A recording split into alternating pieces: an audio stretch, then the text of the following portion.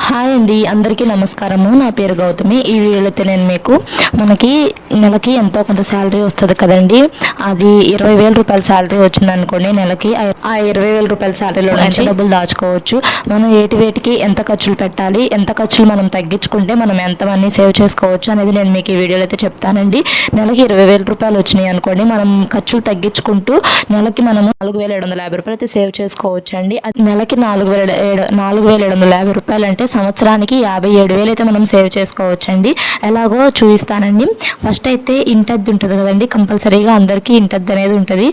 నేను ఈ పద్ధతిలో కనుక మనం ఖర్చు పెడితే ఎంత సేవ్ చేసుకోవచ్చు అనేది చూపిస్తాను. నెక్స్ట్ ఇంకో పద్ధతిలో కూడా 20,000 రూపాయల శాలరీని మనం ఇంకో పద్ధతిలో కూడా ఖర్చు పెట్టచ్చు. అప్పుడైతే మనము ఎంత దాచుకోవచ్చు అనేది కూడా చెప్తానండి. ఫస్ట్ అయితే ఇంటద్దండి. ఇంటద్ది కంపల్సరీగా అందరికీ ఉంటుందండి. ఇంటద్ది 4,000 రూపాయలు అనుకోండి. తర్వాత పాల బిల్లు అండి.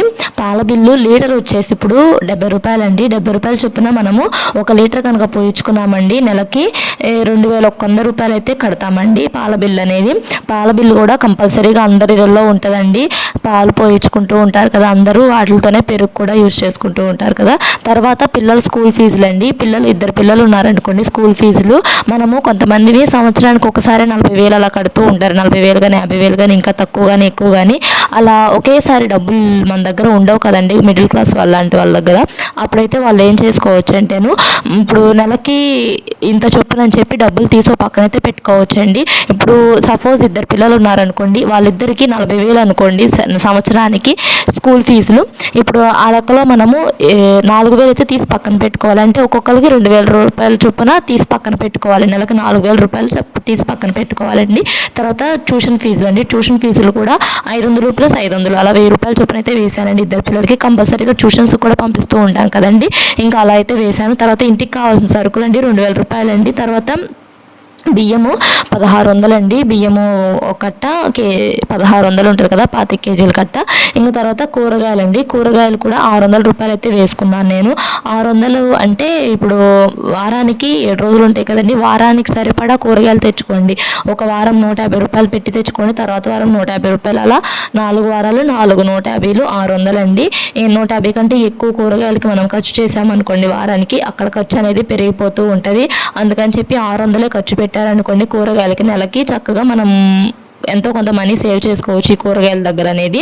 ఇంకా తర్వాత నాన్ వెజ్ అండి. కంపల్సరీగా నాన్ వెజ్ అందరిలో తెచ్చుకుంటూ ఉంటారు కదా, అప్పుడు ఆ నాన్ వెజ్ కూడాను 1,600 అయితే వేశానండి. 1,600 ఎందుకు వేశాను అంటే, చికెను 300 లేదా 250 అలా ఉంటుంది కదండి. 300 రూపాయలు చికెన్ వేసుకోండి 1 కేజీ. తర్వాత చేపలు కూడా తెచ్చుకోవచ్చు నెక్స్ట్ వారం. ఒక వారం చికెన్ తెచ్చుకుంటే ఒక వారం చేపలు, తర్వాత ఇంకో వారం ఏమో మటన్ 800 ఉంటుంది కదండి కేజీ.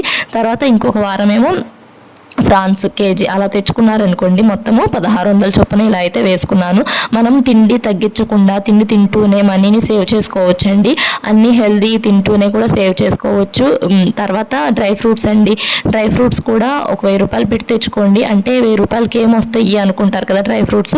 చిన్న చిన్న షాప్స్లో అయితే డ్రై ఫ్రూట్స్ ఉంటాయి కదండి, ఒక 1/2 కిలోలు అలా తెచ్చుకోండి. ఒక 4 రకాలు బాదం, పిస్తా, ఇంకా తర్వాత ఇవి ఉంటాయి కదా ఎండు ఖర్జూరాలు, అవైతే మనకు కావాల్సిన ఒక 4 అయితే డ్రై ఫ్రూట్స్ అయితే తెచ్చుకోండి. అంజీర్ కానీ అలా ఒక 4 డ్రై ఫ్రూట్స్ అయితే తెచ్చుకోండి. 1/2 కిలోలు కానీ వాళ్ళ 100 గ్రాములు అడిగినా ఇస్తారండి చిన్న చిన్న షాప్స్లో. అలా కనుక తెచ్చుకోండి. ఒక 1,000 రూపాయలకి అయితే తెచ్చుకోండి డ్రై ఫ్రూట్స్. తర్వాత ఫ్రూట్స్ అండి. ఫ్రూట్స్ కూడా ఒక 500 అయితే తెచ్చుకోండి. ఫ్రూట్స్ 500 అంటే ఇప్పుడు ఈ నెలలో యాపిల్స్ తెచ్చుకున్నారనుకోండి, ఈ వారంలో యాపిల్స్ తెచ్చుకున్నారనుకోండి, నెక్స్ట్ వారంలో బనానాస్, తర్వాత ప్రోమోగ్రానైట్, తర్వాత గ్రేప్స్, అలా వారం మార్చుకుంటూ తెచ్చుకోండి 500 ఖర్చు పెట్టుకొని. తర్వాత అత్యవసర ఖర్చులు అండి. అత్యవసర ఖర్చులకి ఒక 1,000 రూపాయలు అయితే తీసి పక్కన పెట్టుకోండి. తర్వాత పెట్రోల్ ఖర్చులు, కంపల్సరీగా పెట్రోల్ ఖర్చులు ఉంటాయండి అందరికీ, అవి ఒక 400.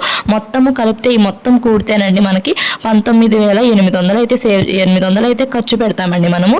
ఇంకా దీంట్లో మనం సేవ్ చేసేది 200ఏనండి. మనకు వచ్చే శాలరీ 20,000 కదా, 20,000లో 200 అయితే సేవ్ చేస్తామండి. అదే సంవత్సరానికి అయితే 2,400 అయితే సేవ్ చేసుకుంటాము.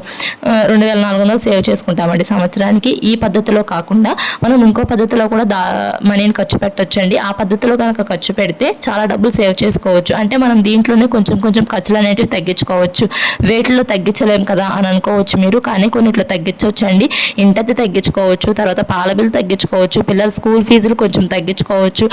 నా ఒపీనియన్ అయితే పిల్లలకి 5th క్లాస్ బట్టికి ఒకే చదువు ఉంటుందండి. 5th క్లాస్ బట్టికి చిన్న చిన్న స్కూల్స్లో, ప్రైవేట్ స్కూల్స్లోనే వేసుకోండి మీ ఇష్టము. చిన్న చిన్న స్కూల్స్లో అయితే వేసుకుంటే మంచిది అని చెప్పి నా ఒపీనియన్ అండి. తర్వాత ఇంక ఇంటికి కావాల్సిన సరుకుల్లో కూడా తగ్గించుకోవచ్చు మనం ఎంతో కొంత. ఇంకా బియ్యము, కూరగాయలు, ఇంకా నాన్ వెజ్, డ్రై ఫ్రూట్స్ వాటిలో అయితే తగ్గించుకోవడానికి కుదరదండి. ఈ 4 అయితే తగ్గించుకోవచ్చండి. ఇంటద్దులో, పాల బిల్లులో, తర్వాత స్కూల్ ఫీజుల్లో, సరుకులు అయితే తగ్గించుకోవచ్చు. ఎంత తగ్గించుకోవచ్చు, ఎలా తగ్గించుకోవచ్చు అనేది నేను పక్కన రాసి అయితే చూపిస్తానండి. అలా కనుక మీరు మనీని కనుక ఖర్చు పెట్టారనుకోండి 4,750 రూపాయలు అయితే సేవ్ చేసుకోవచ్చు. మనకు వచ్చే శాలరీ 20,000 రూపాయల్లో 15,250 రూపాయలు ఖర్చు పెట్టుకొని ఇంటి ఖర్చులకి 4,750 రూపాయలు సేవ్ చేసుకోవచ్చు అండి. అది నెలకండి. అప్పుడు సంవత్సరానికి ఎంత సేవ్ చేసుకోవచ్చు? 57,000 అయితే సేవ్ చేసుకోవచ్చు. ఇంకా మేము అలా సేవ్ చేసుకోలేము అనుకుంటే ఈ పద్ధతిలో సేవ్ చేసుకోండి. ఈ పద్ధతిలో అయినా కానీ మనకి నెలకి 200 అయితే సేవ్ చేసుకోవచ్చు అండి. కానీ 200 అంటే తక్కువ కదా, అంటే సంవత్సరానికి 2,400 కదా మనం సేవ్ చేసుకునేది. ఇలా కాకుండా ఎక్కువ మనీ సేవ్ చేసుకోవాలి అనుకోండి, నెక్స్ట్ అయితే ఇక్కడ పక్కన రాసి చూపిస్తానండి ఏట్లో తగ్గించుకోవచ్చు, ఎంత తగ్గించుకోవచ్చు అనేది. నేను ఇందాక చెప్పాను కదా పిల్లల స్కూల్ ఫీజులు అని చెప్పి, అది మీకు ఎలా ఉంది, ఆ ఒపీనియన్ బాగుందో లేదో కామెంట్ చేయండి. అంటే మనము సంవత్సరానికి ఇంతని చెప్పి కడతా ఉంటాం కదండి. మన మిడిల్ క్లాస్ లాంటి వాళ్ళకి సంవత్సరానికి అంతే అమౌంట్ అంటే ఒక్కసారిగా దొరకటము కొంచెం కష్టము. ఇలా కనుక మనం దాచుకున్నాం అనుకుని అంటే ఓ పక్కన పెట్టేసేసుకోండి, ఒక బాక్స్లో పెట్టేసేసుకోండి పిల్లల స్కూల్ ఫీజులు అని చెప్పి. ఈ ఐడియా ఎలా ఉందో, నచ్చిందో లేదో కామెంట్ చేయండి. ఇంకా తర్వాత ఇక్కడ మనము ఈ పద్ధతిలో ఇతడు మొత్తం చూపించాను కదా మీకు, ఇంటద్దె, పాల బిల్లు అలా మొత్తము ఆ పద్ధతిలో కనుక మనము డబ్బులు కనుక ఖర్చు పెట్టామనుకోండి 19,800 అయితే ఖర్చు పెడతాము. ఇంకా 200 అయితే మిగులుస్తాము. 20,000 రూపాయల శాలరీలో ఆ 200 నెలకి మిగులుస్తాము. నెలకి 200 రూపాయల చొప్పున మిగులుస్తాము. అదే 12 నెలలు అండి, సంవత్సరానికి 12 నెలలు ఉంటాయి కదా, అప్పుడు మనం ఎంత మిగులుస్తామంటే 2,400 మిగుల్చగలము. 2,400 అంటే తక్కువ అమౌంట్ ఏం కాదులేండి. దానికి కూడా ఏదో ఒకటి కొనుక్కోవచ్చు మనము 2,000 రూపాయలు కూడాను. కాకపోతే వీటిలోనే కొన్ని ఖర్చులు మనం తగ్గించుకుంటే ఎక్కువ అమౌంట్ అనేది దాచుకోవచ్చు. 20,000 రూపాయల శాలరీలోనే మనము నెలకి 4,750 రూపాయలు సేవ్ చేసుకోవచ్చు. అంటే నెలకి 15,250 రూపాయలే ఖర్చు పెట్టొచ్చండి. ఎలా ఖర్చు పెట్టొచ్చో నేను చూపిస్తానండి. అంటే తక్కువ ఖర్చు పెట్టుకోండి అని అంటున్నానని చెప్పి తిండి దగ్గర ఏం తగ్గించొద్దండి. కొన్నిటి దగ్గర అనవసరమైన ఖర్చులు ఉంటాయి కదా, వాటిలో అయితే తగ్గించుకోవాలండి. నా ఒపీనియన్ ప్రకారం అయితేను పాల బిల్లు, ఇంకా ఇంటద్దె, ఇంకా వాటిలో అయితే కొంచెం తగ్గించుకుంటే మనము ఇలా కనుక సేవ్ చేసుకోవచ్చు. పక్కనైతే రాసి చూపిస్తానండి. ఫస్ట్ ఇంటద్దె అండి. ఇంటద్దె ఇందాక దాంట్లో 4,000 వేసుకున్నాను కదండి, ఇంక ఇప్పుడైతే 2,000 వేసుకోండి. ఇంటద్దె 2,000 రూపాయలు ఇంట్లోనే ఉండండి. 2,000 రూపాయలు ఇంట్లో ఉన్నారనుకోండి, 2,000 రూపాయలు మనం సేవ్ చేసినట్టు. తర్వాత పాల బిల్లు కూడాను లీటర్ పోయించుకుంటే 2,000 కొంద కదా, అదే హాఫ్ లీటర్ పోయించుకున్నారనుకోండి, లీటర్ 70 రూపాయలు కదా, హాఫ్ లీటర్ 35 రూపాయలు. అప్పుడు మనం నెలకి 1,050 రూపాయలు అయితే కడతామండి పాల బిల్లు. ఇంకా తర్వాత పిల్లల స్కూల్ ఫీజులు అండి.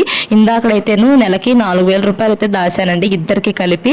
ఇంక ఇప్పుడు మనం ఇద్దరికి కలిపి 3,000 రూపాయలే దాచుకున్నాం అనుకోండి, అంటే నెలకి 1,500 చొప్పున 3,000 దాచుకున్నాం అనుకోండి, అప్పుడు 1,000 రూపాయలు సేవ్ చేస్తాం కదా, దాంట్లోనూ ఆ 1,000 రూపాయలు అయితే సేవ్ అవుతాయండి. తర్వాత సరుకుల కింద 2,000 రూపాయలు అయితే దాచాం కదా మనము, సరుకులకు రాసుకున్నాం కదా 2,000 రూపాయలు ఖర్చు పెట్టాలని చెప్పి. ఇంకా ఇక్కడైతేను 1,500 ఖర్చు పెట్టుకోండి సరుకులకి, తక్కువ తెచ్చుకోండి సరుకులు. ఇంకా తర్వాత ఇంకా కదమాయన్నీ ఇంకా సేమ్ అండి. ట్యూషన్ ఫీజులు కానీ, బియ్యం కానీ, కూరగాయలు కానీ, నాన్ వెజ్ కానీ, డ్రై ఫ్రూట్స్ కానీ ఇంకా అన్నీ ఇంకా సేమ్ అండి. దాంట్లో ఎంత దాచాము, దాంట్లో ఎంత ఖర్చు పెట్టాము, దీంట్లో కూడా ఇంకా అంతే ఖర్చు పెట్టాలి. కాకపోతే మనం తగ్గించేది వీటిలోనేనండి. ఇంటద్దె, పాల బిల్లు, పిల్లల స్కూల్ ఫీజులు, ఇంటికి కావాల్సిన సరుకులు, వీటిలో తగ్గించుకుంటే మటుకి చక్కగా 15,250 రూపాయలే ఖర్చు పెడతామండి. ఇంకా 20,000 రూపాయలు కదా మనకు వచ్చే శాలరీ, దాంట్లో 4,750 రూపాయలు అయితే సేవ్ చేసుకుంటామండి.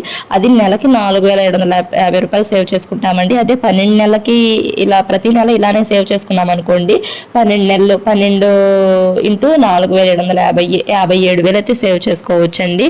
ఈ వీడియో ఎలా ఉంది? వీడియో కనుక మీకు నచ్చితే ఒక చిన్న లైక్ చేయండి, మా ఛానల్ సబ్స్క్రైబ్ చేసుకోండి. వీడియో ఎలా ఉందో కామెంట్ చేయండి. Thanks for watching.